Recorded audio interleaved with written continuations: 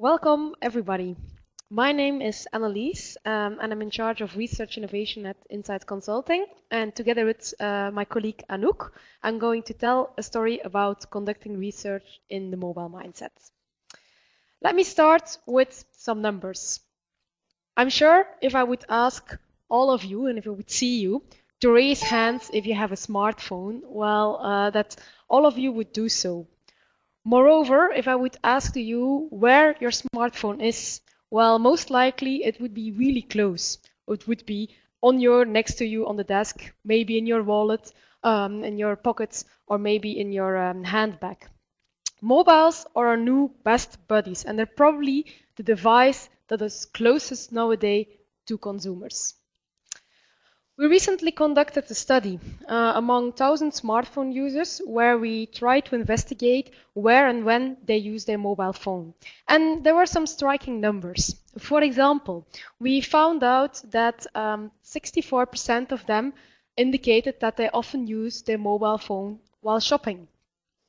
A little bit more than 40% says and admits that they take their mobile to their bedroom. And even a bit more than 1 in 3, I would say, is using their mobile phone on the toilet. You see, today, no environment is anymore 100% mobile free. What's also striking is that when you ask people when they use their mobile phone, well, you see that throughout the day, people use their mobile device. So really 24 hours a time. What's also fascinating, if you look at the graph, it's the thick line which is representing mobile phone usage, well, that we see a peak around noon. And around noon, mobile is even used more often than our laptops or tablets and the television. It is the superior device. So it's crucial from the next slides that for a consumer, mobile is really vital. However, what does that mean for marketing and for advertising? What opportunities does this offer to marketees? Because we all know that consumers, for example, don't like advertising. So we can imagine that for sure they would not like that on their mobile phone. Well, our study also revealed some numbers on that, and we found that, in fact, 4 of the 5 consumers say that they would expect to see advertising also on their mobile phone screens. This is similar if you compare this, I would say, with television, laptops, and tablets. It clearly shows that consumers expect advertising on phones to grow and that they kind of accept this. So mobile is one of the big trends nowadays. And this is not only the case when it comes to media or to usage of phones. Also, for example, when we look to social media, we see an increasing importance of the mobile components. Here you see a quote of Mark Zuckerberg that announced to the investors at the end of 2012. And he said, like, there's no doubt about it that Facebook is a mobile company. Indeed, if we look at Facebook, mobile usage is growing rapidly. And what they also noticed is that consumers who use Facebook through their mobile phones are much more engaged than through, for example, traditional desktop. So mobile is everywhere, and it's one of the most important trends of the years. But what does that mean now for research? Well, obviously, it needs little explanation that mobile also for research is important, and it offers us new opportunities, but also some new risks. Today, when we look at the usage of mobile within research, most often we talk about mobile surveying. And what does it mean? It means really bringing and making your survey available on a mobile phone. Also, we see another trend, the one which is called on mobile ethnography, where your mobile is used to ask people to report on their daily life. But we at Insights and at the Forward Lab, we felt that, we're not fully embracing all the opportunities that mobile has to offer. And if you look about this wonderful mobile research space, well, maybe, like Felix Baumgarten, we're not really ready to jump yet. And this also became clear to us in a recent study that we conducted among market research people. And there we wanted to test what the knowledge at this state is about mobile research. Here you see 2 screenshots of our mobile survey. Of course, we also made sure that you could take an on survey. If you want to try it for yourself, you can scan the code and you can take it yourself. Well, basically, through the small quiz on mobile, we found out that, in fact, the knowledge of the research industry was quite low. The average score on the test was 42%, so there's still a lot to learn. There are new opportunities and new risks, and this is both, mobile has both opportunities for qualitative and quantitative research. So, let's go on a journey and explore a little bit the mobile research space. And in general, there are 5 domains we would like to talk about. The first opportunity that's often overlooked is the one and the opportunities for mobile when it comes to sampling and recruitment. Traditionally, we make a really clear distinction on the one hand between offline research and on the other hand with online research. But of course, mobile really brings the best of both worlds together, because what we can do is we can, for example, recruit people on the spot, provide them a link or via a QR code, and then they're offline, but through this link they can access a survey which is digitally enabled on their phone. So it's really bringing the best of both worlds together. The opportunities, of course, is also that people can give feedback in the heat of the moment. And in the heat of the moment, they can ask a couple of questions, but then later onwards, we can ask their opt-in, and if they leave their email address, we can ask them some more detailed questions.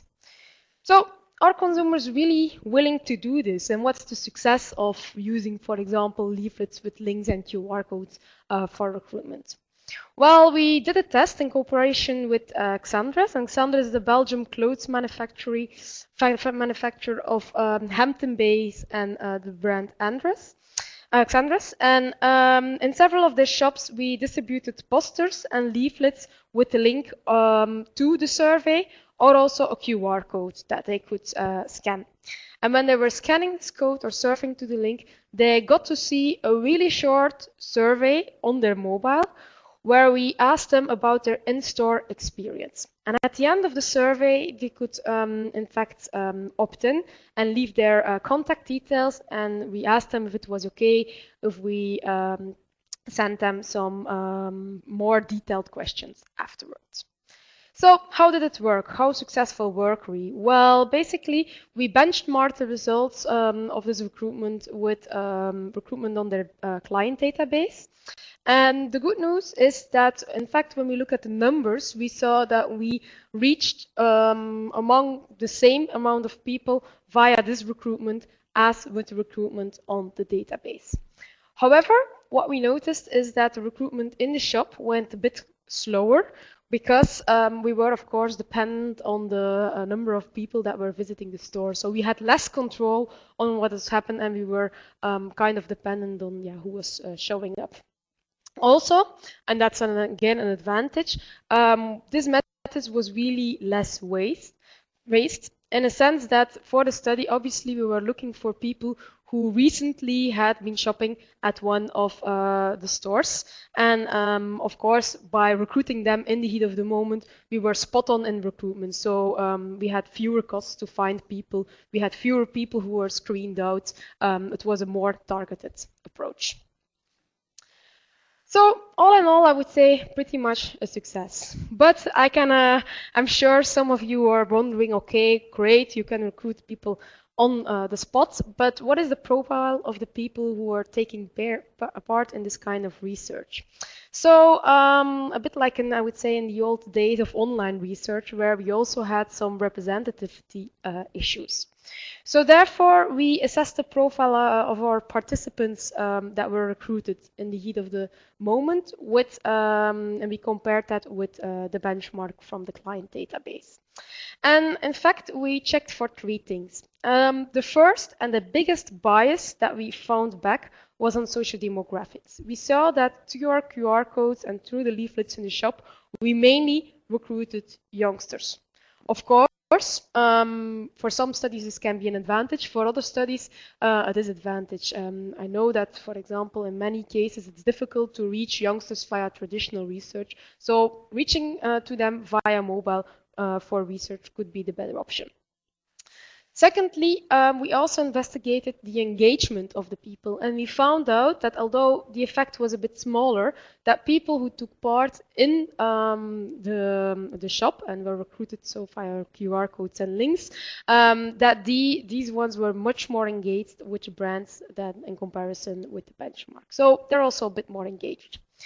Finally, we also feared that our mobile sample would be more technological savvy, that is with people who were more into gadgets. But in fact, when we compared that with the benchmark, we did not find any significant difference. So all in all, it shows that mobile and recruitment, there are quite some opportunities, especially when we're looking for youngsters and more engaged consumers, or of course if you're looking for users of a certain product, because you can really target them spot on. So this was an example in the clothing industry. We also looked at a different way of recruitment, where we were looking for people who were really using a certain mobile phone app.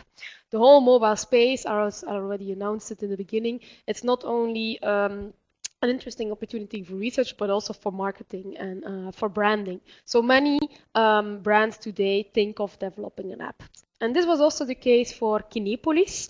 And Kinepolis is the market leader in Belgium when it comes to movie theaters. And they recently developed a very nice app where they actually give their clients the opportunity to inform them about newer movies in the theater that's closest to them, their homes, that best fit their own movie profile. So it's a kind of customized selection.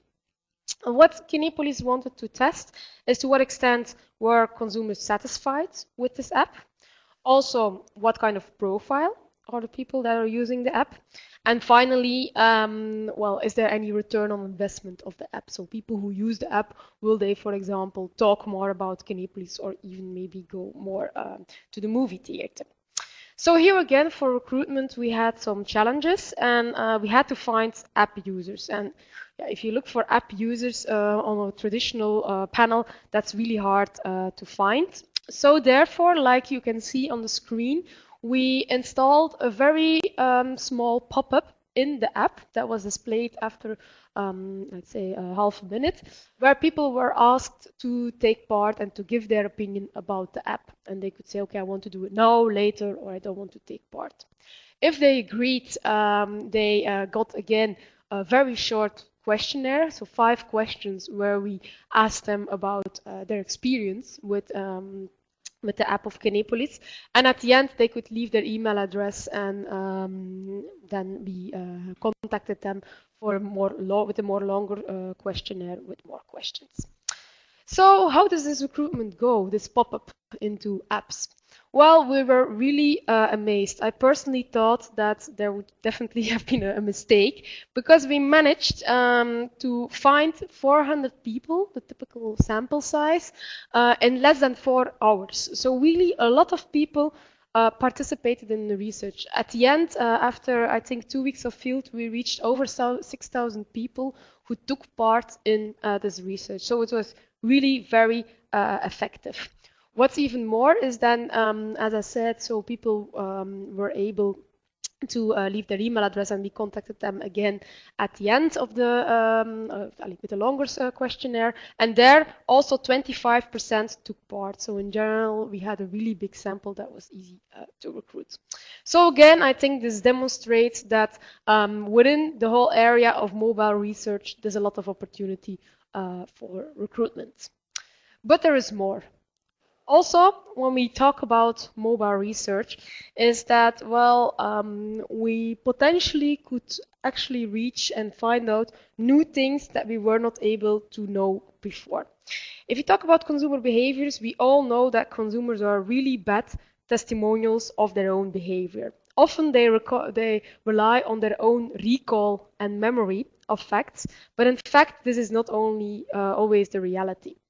Through mobile, of course, you can reach people in the heat of the moment. So since they are answering questions on the spot, we accept to have more accurate information and better information that reflects more the reality. So also there we conducted different experiments and where we compared, okay, what are the results if you ask a certain question in the heat of the moment, and what are the results if you ask a certain question later onwards. And basically we found back two main results. The first result, and that's on the left side of the slide, is what we call the too good to be true effect. What do I mean with this? Well, basically what we noticed is that people who were really positive about almost all aspects in the shop, that afterwards they kind of post-rationalized their scores and they kind of thought, okay, I gave a lot of 5s or a lot of 4s.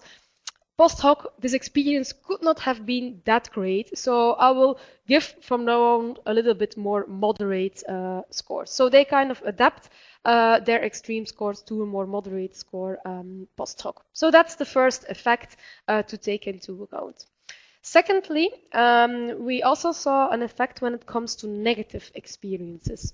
We found a bit like you would have the same effect when you go on a holiday. If you go on a holiday, maybe there would be one day of rain and you would maybe be a bit sick and a day that is really not that great. But still, if you would come at home afterwards, you would say, how was your holiday? Ah, it was great.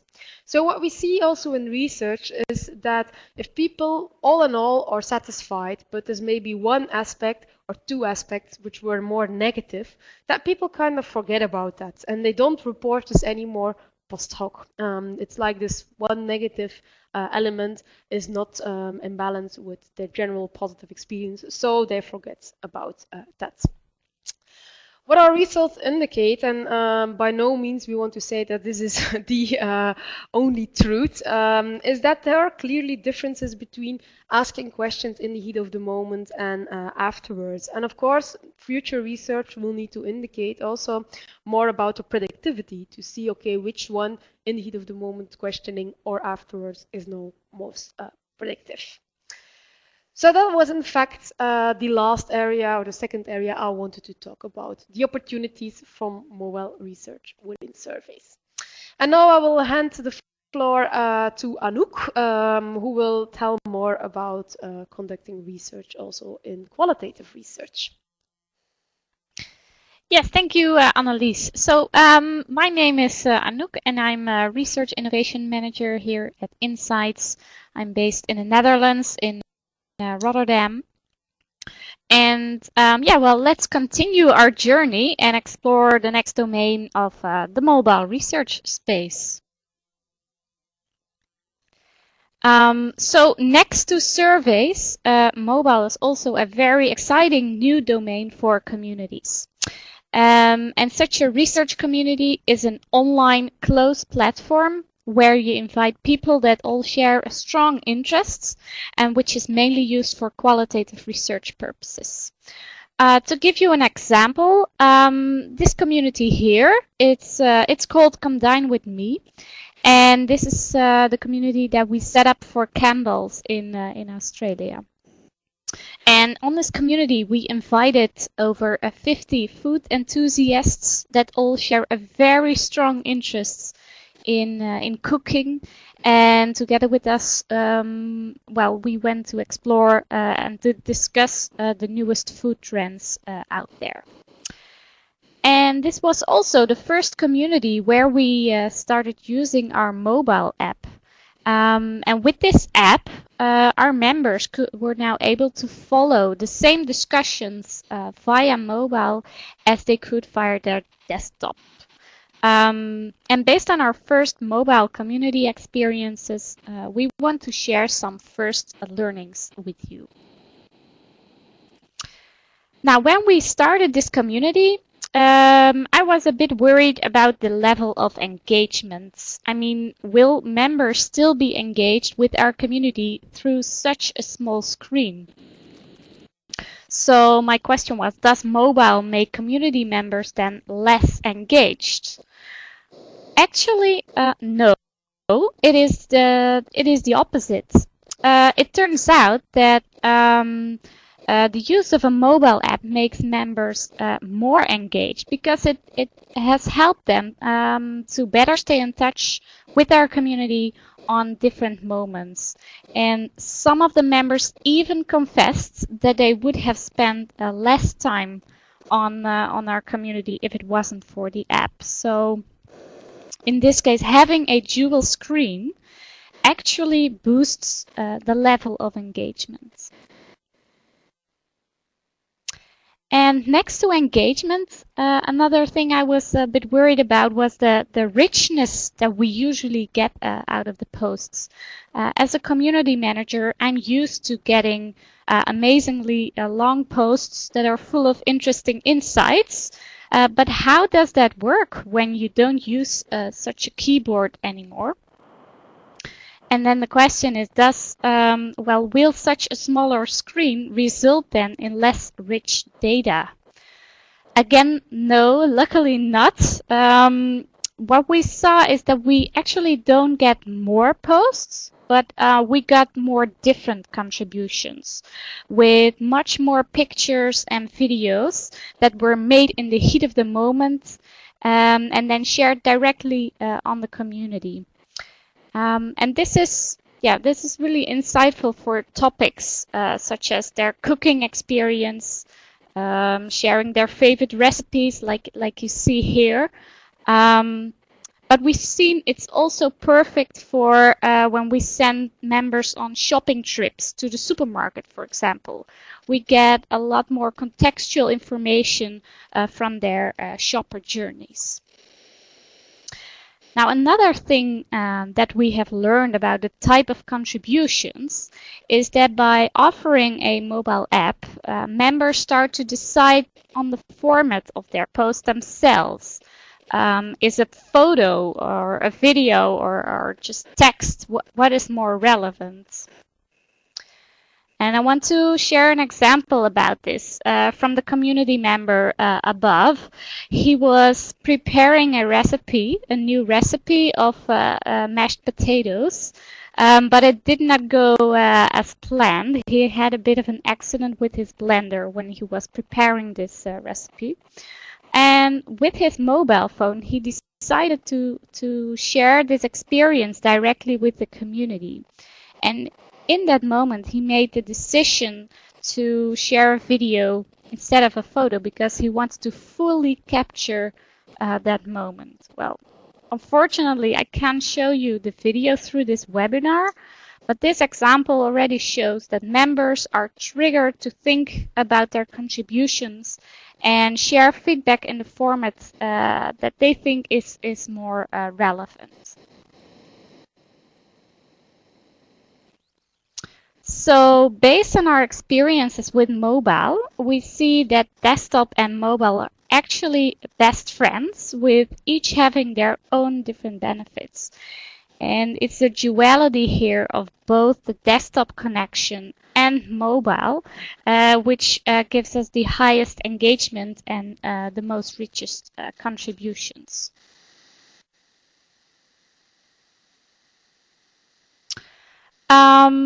So mobile offers great opportunities also for communities.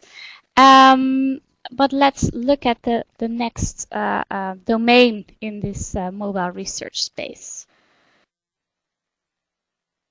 Because besides focusing on our processes, we asked ourselves, should we not go beyond mobile as a method? I mean, many marketeers and brands are looking into the area of mobile marketing. So what about research mobile as a topic? And how can we help brands who want to develop an app, for example?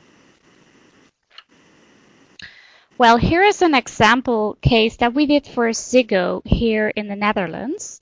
And for those of you that don't know Ziggo, it's the largest cable operator in the Netherlands, providing cable television, broadband internet, and telephone service. And about a year ago, their business objective was to develop and launch a new mobile application in the market that enables live television on mobile devices. And they were searching for a solution to support the development of the app and define a go-to-market strategy. So we set up a research community with 100 Ziggo users for 3 weeks to fully test the new apps on an iPad, iPhone, and the web app. And it was really an iterative process between the users and the Ziggo development team. And at the start of this community, we gave these members exclusive access to these apps, and also organized weekly challenges for them to discover to discover those new apps and all the different elements of it. And during these challenges, we saw that it was very easy for members to share also screenshots through the community mobile app, which is of course especially valuable for the development team when you are reporting those bugs. Now, to analyze and report all insights in a structured way, we also set up a separate content framework with 5 key themes that were important for Ziggo. The content for the application. Secondly, the key questions for customer care. Thirdly, the insights regarding the perceived benefits of the apps. So really for the go-to-market strategy. Also the user experience of the apps, and finally all the reported bugs and technical improvements needed to optimize the app services. And an example of the user experience is shown here. It was mapped using mobile and the apps in and around the house and over time as well. So based on the insights, what were actually the results? Well, the iPhone and the iPad app were launched about a year ago, was end of 2011. And based on the insights, Ziggo decided to make some changes to the homepage. Also, the loading time of the TV guide was increased, and they also made it possible to watch television directly by clicking on the programs in the guide. So that was also optimized. And the community actually gave them a good idea of all the questions that new customers would have about the app services. So the customer care team could really anticipate on that. And finally, the team also really got to understand what the real added value was of this app. I mean, is it a way to watch television in different places at home, or is it more used as a second screen in front of your television? Well, all these benefits were explored, and it really helped them to craft the proposition. Okay, so we have spotted opportunities and challenges in recruitment, in the methods of surveys and communities, and even beyond the tool. Now, what more can we do with mobile and research?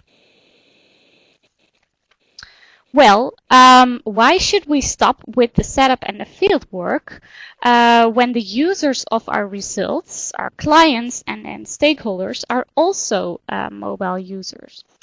And here I want to show an example case that we did for Heineken. Last year, Heineken organized the Open Design Exploration, where they invited talented emerging designers from around the world to create the Club of the Future with them. And during this project, our challenge was to get those designers inspired by the target group, which were clubbers also from around the world, in order to make their designs also relevant for this target group. So the solution here was to set up a 3-week community to immerse those designers with the clubbers. And this resulted in a consumer journey map, visualizing their needs, perceptions, experiences from the start of such an evening until the end. And this outcome also served as a briefing and a source of inspiration for the designers. However, in order to make sure that those creatives really use these insights, we needed to make sure that the inspiration was presented in an easy, readily accessible format. And well, we know that creatives these days are inseparable with their iPads, of course. And that's why we made an interactive app of this journey. So my message here is, depending on the users of your research, also think about opportunities to use mobile for reporting. Okay, so we have explored the 5 domains of the mobile research space, and this brings me to the end of our mission. And we have landed in a new territory where there's so much more to discover, but based on our mission, we have a couple of takeaways for you. First of all, don't be blinded by this new ecosystem. Mobile here provides large opportunities for recruitment. Think about how fast we got those respondents in the case of Kinepolis. Secondly, don't forget about all the research opportunities of mobile marketing, so really going beyond the methods, both in terms of uncovering consumer needs towards a mobile app, as well as evaluating and measuring the success. And thirdly, mobile leads to new information in the heat of the moment, as well as more richer data. So that was our presentation. I hope you liked it. Thank you all for your attention. And next we will start the Q&A. So please, if you have any questions, type them and we will answer them.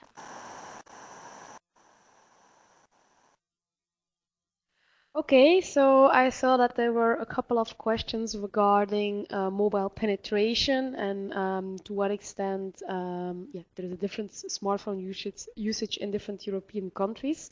Obviously, this is definitely the case. I don't have the numbers with me at this moment. We can look them up.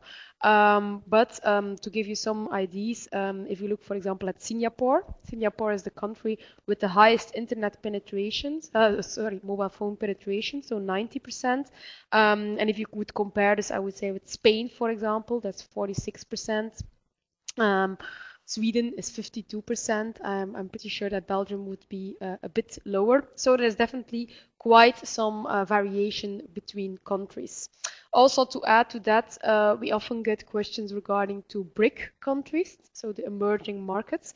And there we do see that there is quite a high phone penetration, but not necessarily a smartphone penetration. So for BRIC countries, we see that it's mainly, I would say, the affluent middle class and like the more richer people who have smartphones, but obviously there's a large group which cannot be reached through a smartphone. Then I see a second question regarding conducting communities and patients and the usage of mobile phone there. So I'm sure also Anouk can relate to this, but from my experience, we do indeed conduct communities with patients. In most cases, they also contain an ethnographic component, where we ask people through the app not only to have a discussion with their peers and the other patients, but also to report on their daily life. And of course, mobile is really powerful there because it's really useful to do ethnography. I don't know, Anouk, if you want to add to this one. Oh, I was still on mute. Well, we have done some communities, like you said, Annelies. No specific additions here. Okay. Then I see a third question from Martijn. On what platforms does your app work? Is there a possible bias in platforms? So iPhone versus Android versus BlackBerry. Anouk, do you want to comment on this one? Yeah. Well, the app works on both and iPhone and Android. BlackBerry, we have not developed that yet, but we don't see any differences there yet. So both works fine with uploading the rich data that we just saw for Campbell's, both videos and photos. Mm-hmm. Then there is a question from Thomas regarding differences between smartphones and tablets. So yes, we do see differences there, at least when it comes to surveys. Obviously, when you're want to conduct a survey on a smartphone, you're much more restricted because the screen is much smaller. So typically the way in which we would answer questions and in the way in which we would craft our questionnaire, we would do that differently for a smartphone usage than for a tablet. Tablet has much more the experience from, I would say, a laptop. So there are much more possibilities there in asking questions and longer questionnaires. Anouk, do you want to add on this one from the community perspective? Yes. For most communities, we see that the iPad is also used for questions in and around the house, like the Sigo case, for example. But really, when we have more shopper kind of challenges, mobile phones are definitely bringing us new and different data compared to iPads and tablets. Mm-hmm. And then we have a final question from Martina regarding mobile penetrations among different generations, Gen Y versus others. Again, I do not have any numbers at hand here. I'm sure mobile phone penetration will be higher among Gen Y than in other generations, but we can look them up and we can contact you if we have some latest information. And the same holds also for age 50. So that has to do again with mobile penetrations and age groups.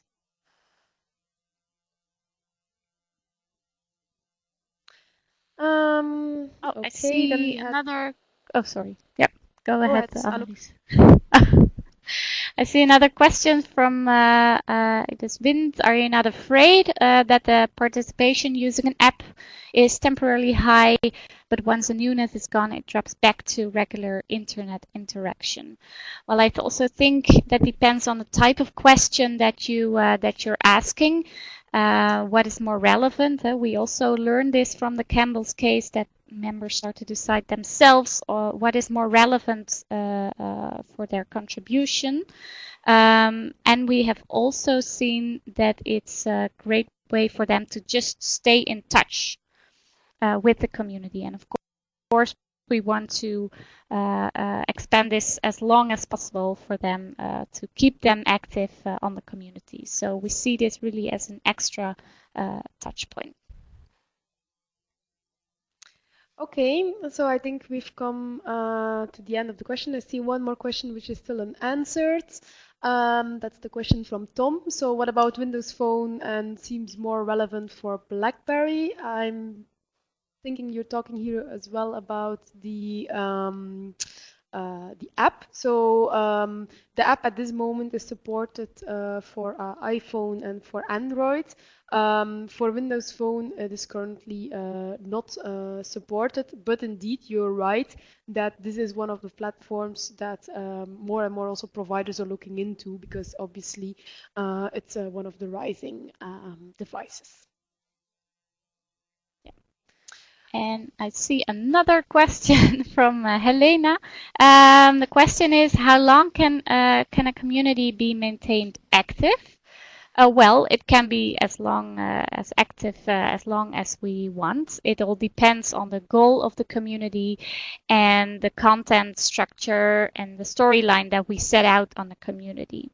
And based on the objectives and the research goals of our clients, we can alternate the activity on the community and manage a higher level of activity or a lower level of activity.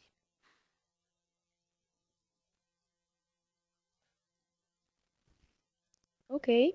Well, thanks a lot, everybody, for participating in this webinar. We hope you found it interesting. If you would have any more questions, of course, Anouk and I are available to answer them. And as already was mentioned in the chat, we'll definitely make sure that you receive the recording of this presentation and also the presentation itself. Have a nice day.